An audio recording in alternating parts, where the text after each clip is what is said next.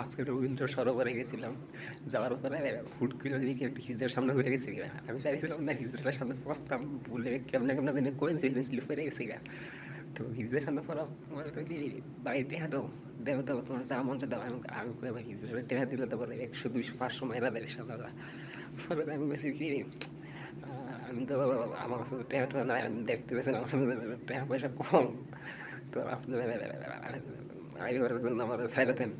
আমি কি আর দেও দাও তোমার যা মন চাইতো। আমার শুনে ওই জায়গা তো ছিল আমি কত টাকা দেবো, কম টাকা দিলে নি আমার আমি খোলাখুলি শুরু হয়ে দেখা। পরে আমি বলছি কি যত তুমি নিবেন নেই, আমি 10 টাকা দিলে আপনি। পরের দিন ভালোই ছিল, আবার 10 টাকা লেগে গেছে। আমি হঠাৎ করে ভয় পেয়ে গেছিলাম, আবার 10 টাকা দিলে নেমে কে টাকা দিয়ে টেহা না দিলে খুলে টেহা দিলে টাকা না দিলে মানে ইতানি করা শুরু করে দেয় রাস্তার মধ্যে। আমার ইয়া ছিল আপু সাথে ছিল, তো কি কইতাম আপু হইতেছে এটা আমার বাড়ি বাড়ি ছেড়ে দেন ওই যে টেহা নাই এর কাছে ছেড়ে দেন এরকম করতেছে। কি কইতাম বাড়ি আর মায়ের বাবা।